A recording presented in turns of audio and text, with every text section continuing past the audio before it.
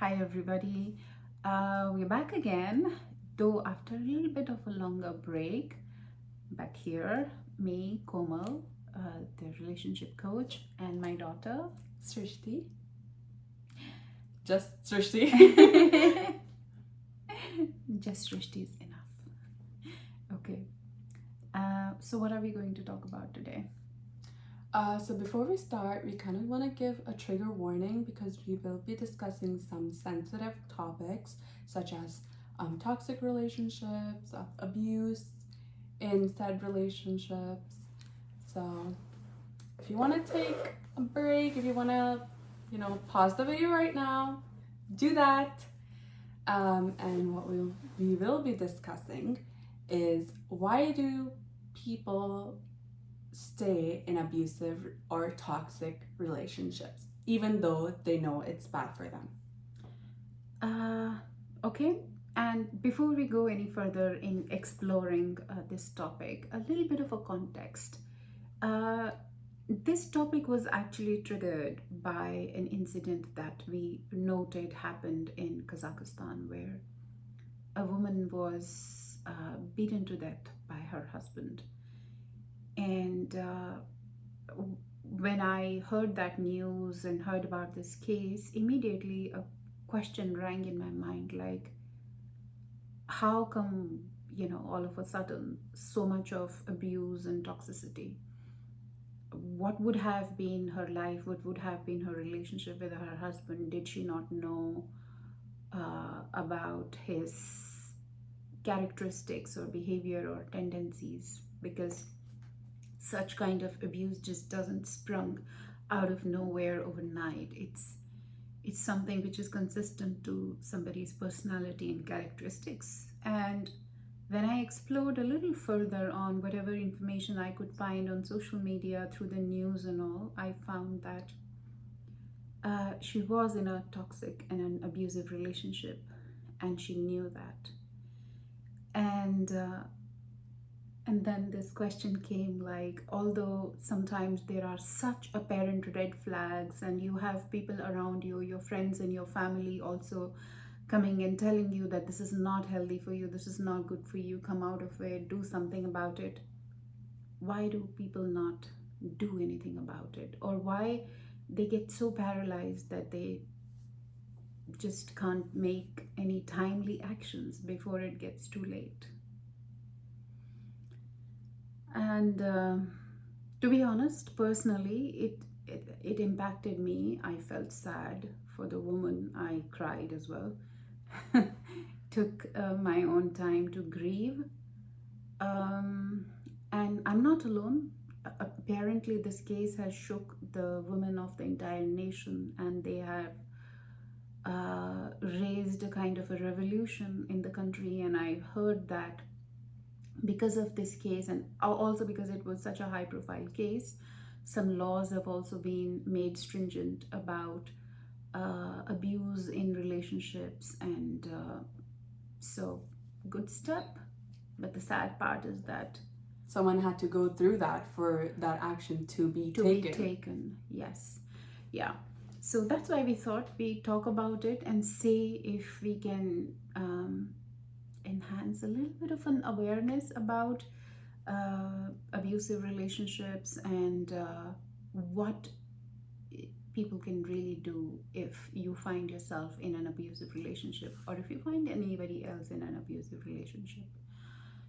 I just want to know like how the lighting changed. Oh, the sun is probably behind some clouds right now. Making a mood for the conversation, perhaps. Yes. Okay. Before we get into why people stay in an abusive relationship or a toxic relationship, I think it'll be good to just touch upon a little bit what exactly is a toxic relationship. Yeah. Well, I think toxic relationship, aside from the abuse, which could be mental, physical, emotional, it is also a relationship where both the parties or one party feels stuck, and they feel not great about themselves. So even if it isn't outwardly like abuse, it's still not a relationship you feel good about. I think that could be categorized as toxic to me. Or a relationship where just things are not improving at all. You know, I feel like a relationship should encourage both the people in it to improve and not change, but kind of like level up their good qualities and again improve for the better. Yeah. And if they're not able to do that, I feel like that could be categorized as toxic. Okay. And if I expand a little bit on that, is my mind first go into understanding the meaning of the word. What exactly is toxic, right? Is it, and relationship is one such place where a very amazing and great quality can also eventually turn the environment or experience toxic. And let me explain how it might happen. So back in my country where I come from in India, in our local language, we have a saying. It's actually a couplet which is written by a very old wise sage, where it speaks about a word called ati, and ati means excess, and it says. अति का भला न बरसना, अति की भली न धूप, अति का भला न बोलना, अति की भली न चूप, which means the excess of rain is not good, and the excessive sun is also not good. Excessive speaking or talking is not good, and excessive silence is also not good. So the whole point is, take anything, take any quality, any characteristics, anything in this world, when it is in excess, when it's too much, it turns toxic, or it eventually becomes not good. Which again brings us to the idea which we've spoken in some of our few conversations, is that a relationship is about balance. For example, we may say that, oh, getting angry in relationships is not good, but anger is one emotion. People can get angry, and if in a relationship you cannot express your anger, then is it really safe for you? Do you really have a space in that relationship? No. But if you are using that space of a relationship, consistency in all ways, to just put in your anger and being angry and then feeling relieved and relaxed, then it becomes toxic, because it's imbalanced now. It's full of just one emotion, right?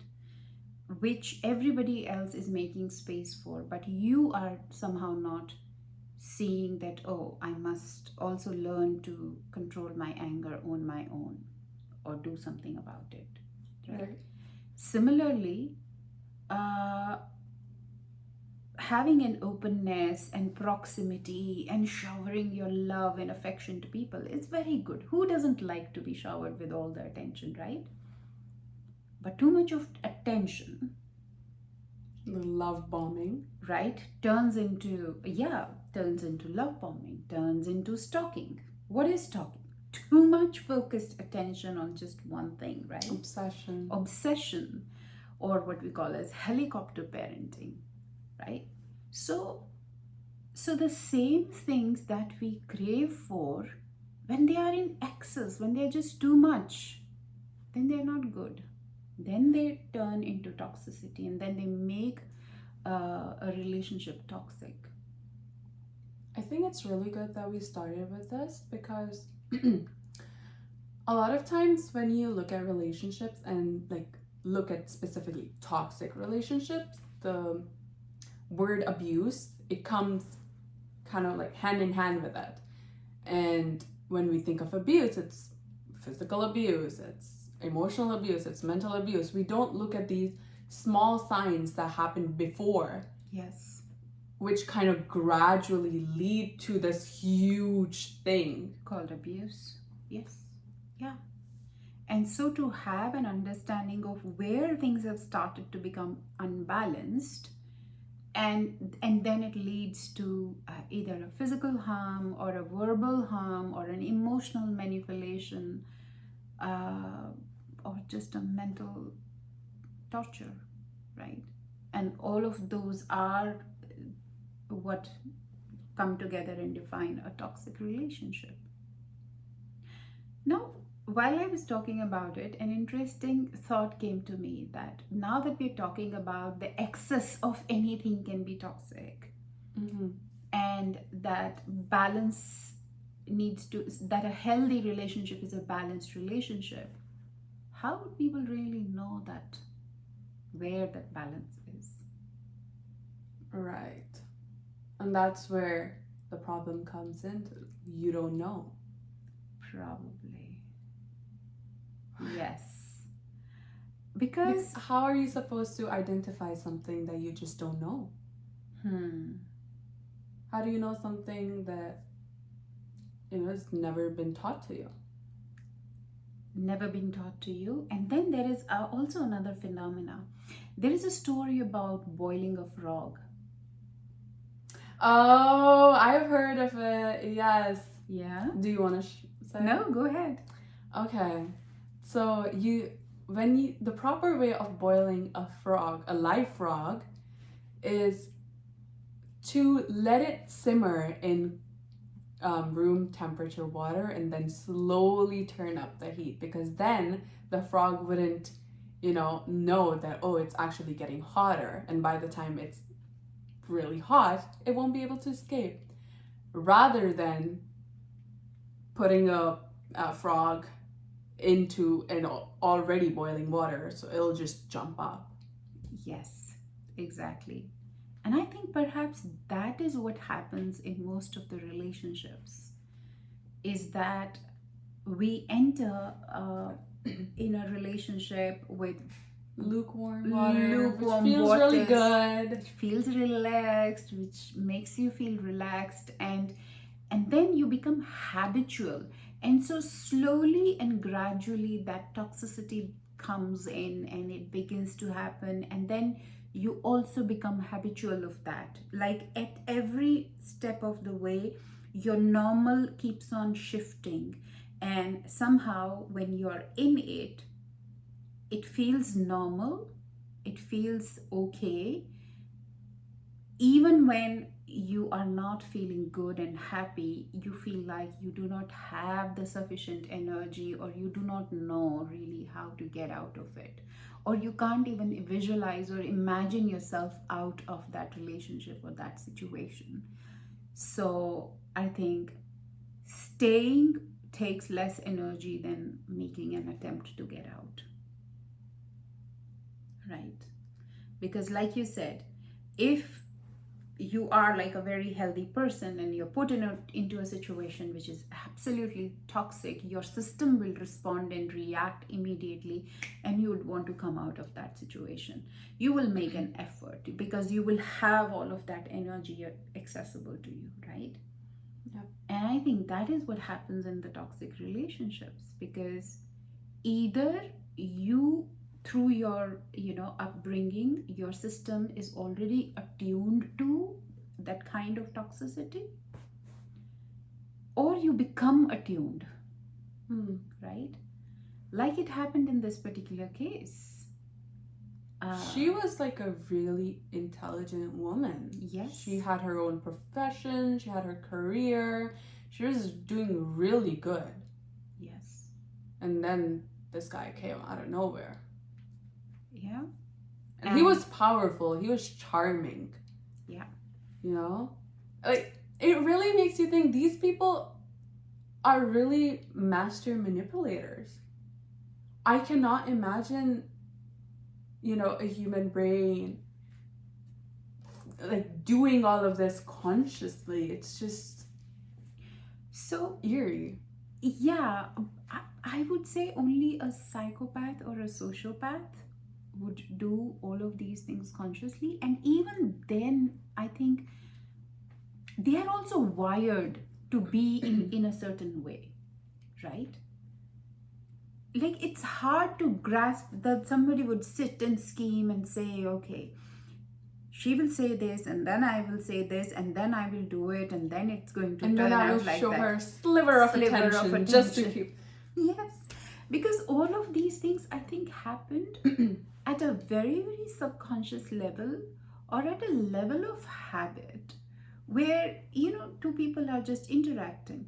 Like, this was a classic case of an empath and a narcissist getting enmeshed in a relationship.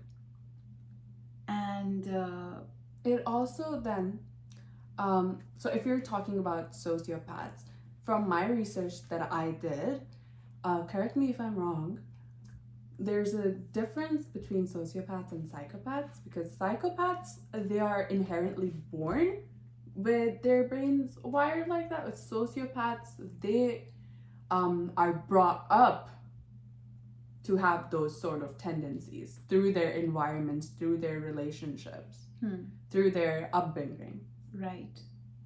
Yeah. So again, like, your upbringing and the relationships that you've seen maybe like your parents being this scheming these sort of things, that you've seen this sort of normal behavior, and that's how it kind of like goes into your head. Okay, this is how a relationship's supposed to be. This is how I can manipulate the other person into doing what I want them to do. Yeah. And so there are quite a lot of telltales about knowing about an individual and just seeing what is the texture of their other relationships in their life, which can really tell you whether it's going to be safe or whether it's going to be a challenging relationship. There are a lot of stories in which there's like a bad boy meets a good girl, and he's like really bad to everyone else, but like only good to her. And I always feel like, ugh, that's kind of icky. Like, why are you bad to everyone else but her? Like, what if that changes? What if there's like a switch that like turns off and suddenly he's bad to her as well? Like, what's the guarantee? And there are, I would say, all the likely chances that the button will switch, and that will happen. You shouldn't take your chances. There are my run. Yes. So it's a very interesting point that the kind of movies that we watch, the kind of series that we see, and across all the different cultures, there is a very specific portrayal of men and women and the kind of stories, and they are very romantically played, and somehow I feel those romantic ideas are very, very toxic, right? But honestly, teenage me would have eaten that up. We all do. You've got no idea what kind of romantic ideas I grew up on, right? And yeah, exactly. So, and that shaped and formed my ideas and opinions about what love looks like and what it should be, right? And I think one of the toxic idea which all of these romantic stories bring up to us is that that people change for love. I do not disagree with it completely. Again, like I did say that you can improve what you already have. People can change for love if they want to. You cannot make anybody change for love. I can change him. Yes, that is... I can change them. I can change this person. Or if you love me, you will change for me. Bullshit.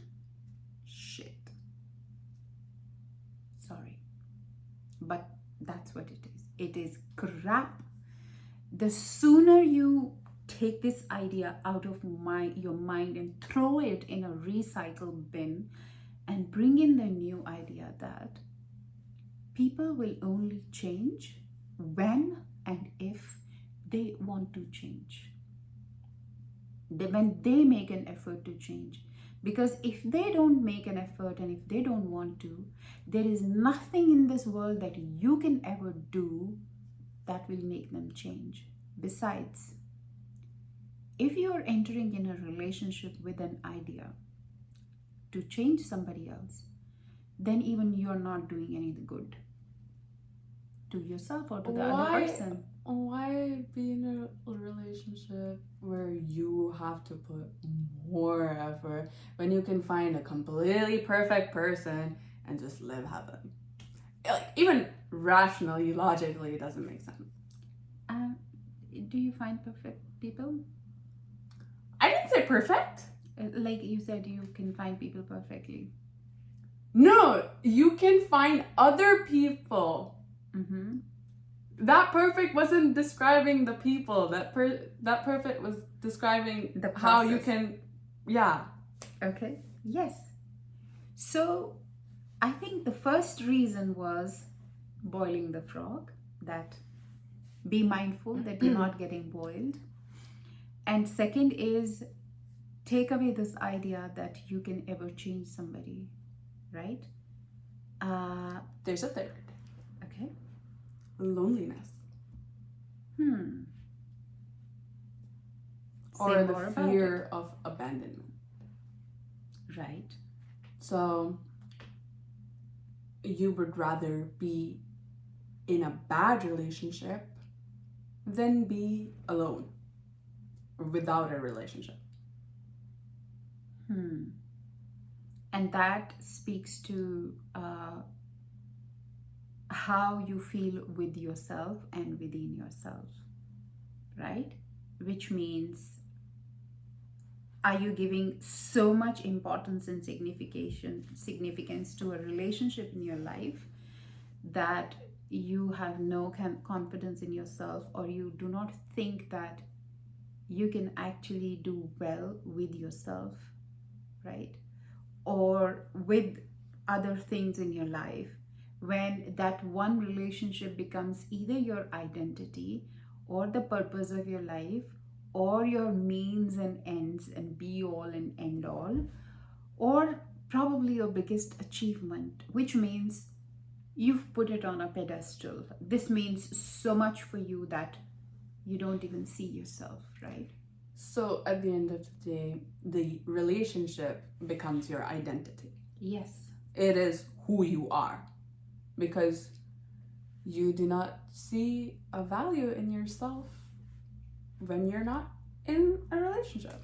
You know, that is also, I would say, Srishti, comes from a very romantic idea of losing yourself in love, right? Like in love, there is no I, there is no me.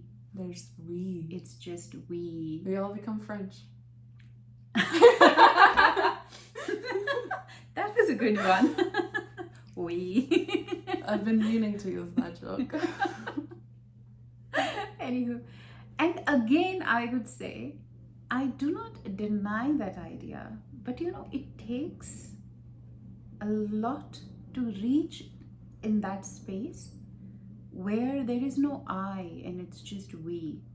And another thing to notice is that it becomes we when there is an effort from both the ends. But I feel like even in that we, there is a separate I and then there is a separate Absolutely. you. Absolutely. I mean, you can completely surrender in a relationship but still have an identity of yourself. It may sound like a paradox to a lot of people, but that is exactly how it happens, right? It's not just 4, it's 2 plus 2. The 2 plus 2 doesn't disappear. Like it's 2 plus 2 is greater than 4, perhaps. But that's the whole thing is. And sometimes it gets hard to understand that, who are you in a relationship and what is the relationship. And for that, I read a wonderful book by Georgina Cannon, which speaks about this, where there are these three concentric circles where two people and the relationship. So the relationship has an identity of its own, and these two people also have an identity. So the merging doesn't look like oh, two rounds came and became like one big ball. No, it's like those two rounds came and they created another third round, which is the relationship. And that perspective I find is way more healthy, because then it shows you that while you are your own individual identities, you have another identity, which is the relationship, and which helps you see what are you adding to it, what are you taking away from it, what is the other person adding and taking away from it, right? And so I think it is quite a lot about how we see relationships and what are the beliefs and these ideas that we have in our minds, which would either make us make beautiful, healthy, flourishing relationships which work for everybody, not just the two people who are coming together, but for people around them, for a larger system too, right? And yeah.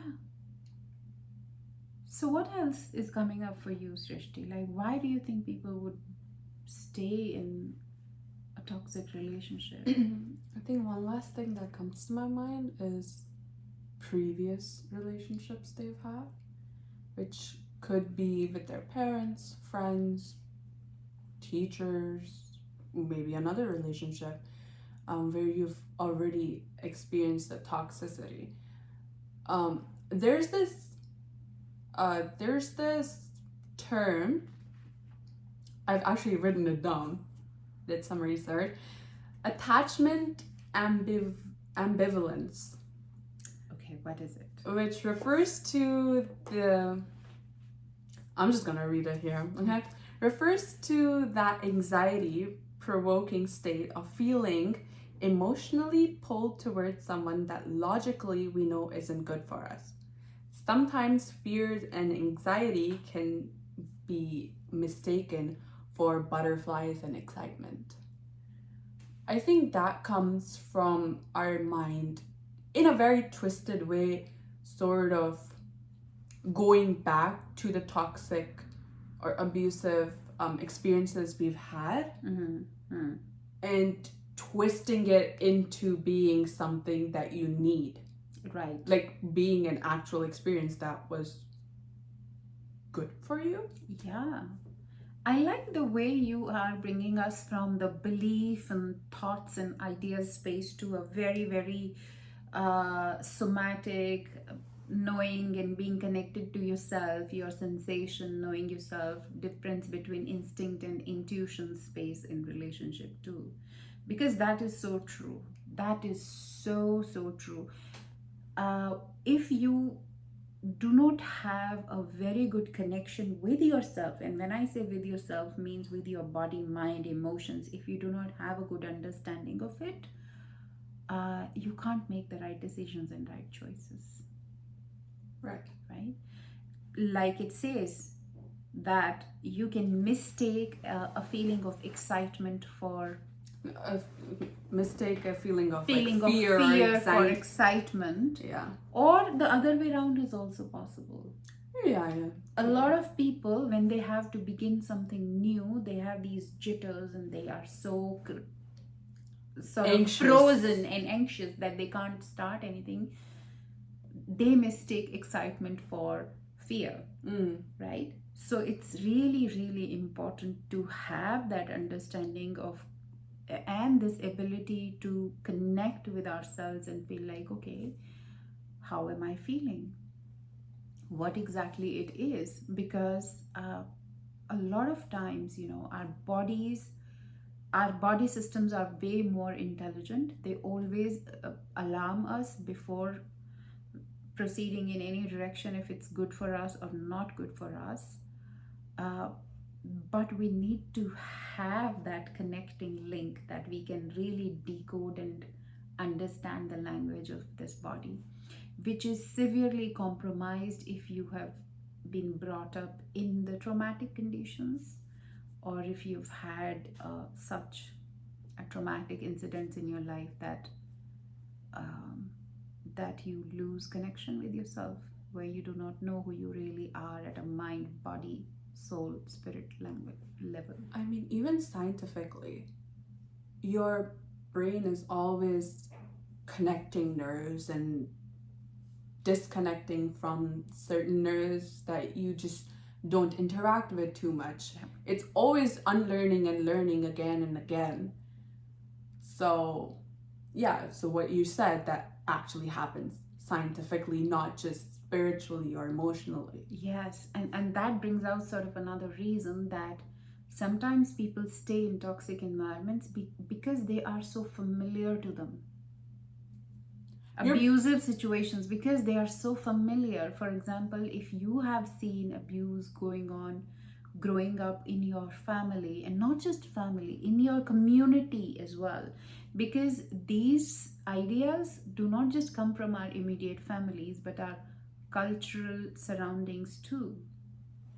So if abuse has been a part of relationships growing up, it may feel familiar, right? You may at one intellectual level feel like, no, this is not good, it shouldn't happen. But when it happens with you, you sort of accept it. Why? Because it's familiar, right? It's like a known devil Yep. than an unknown angel or whatever. We also, there's this ability that we have, which is just so powerful, of rationalizing. It is a survival thing that it has been passed down to us. But it's so strong, the power of brainwashing ourselves into believing what we want, into rationalizing that, oh, what's happening right now, it's fine, nothing wrong with it. Or being like, well, maybe it's not the other person, maybe it's us. Maybe we're the problem. It's my fault I wasn't able to meet the expectations of this person. Yeah. So, of course, it's justified for them to act this way for me. And that's just very unfortunate. Yes. Like something such as rationalizing, it can hurt you. Your brain, it's such a double-edged sword. It's so good for you, but it can also be so bad for you if you let it control you. Yes. And again, I would say rationalization in itself isn't bad. No. It used at the right place, it can be really powerful technique. I feel like everything that we have, all the emotions and everything, they're not bad. Yeah. They all have their purpose. Yeah. But how and where they are utilized. If you use like a Yes. bread to cut something, it's obviously not gonna work out. Yeah. So I think, again, too much of rationalization or rationalizing at a space where it is not helping you expand, rather it's limiting you, rather it's making you not experience the relationship the way you would want to experience, is very important. And so that brings in another question for me, is that it is becoming more and more important from this conversation that before getting into a relationship, or even if when we are in a relationship, it's very important to know at all the time what it really means for you. And why are you in a relationship? How do you want to experience this? what kind of experience you want to create for yourself and for other people in that relationship. And are you able to do that? Are you getting supported to do that? And, so I think it's again become very important to first know it within yourself, and then having a very open conversation and dialogue with your partner.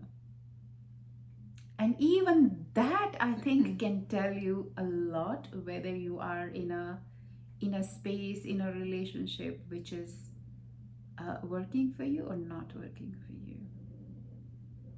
Because if your partner is willing and open to talk about relationship, to discuss about relationship, or to discuss about, okay, how do we enhance the experience of this relationship for us and for people around us, I think that shows you, and then in what ways they make an effort or in what ways they participate, that will make a lot of difference.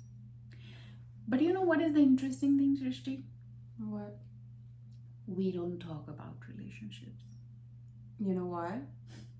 We just get into them, Because but we don't talk about them. Because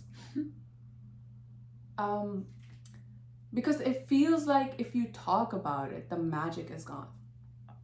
The in the moment feeling of it.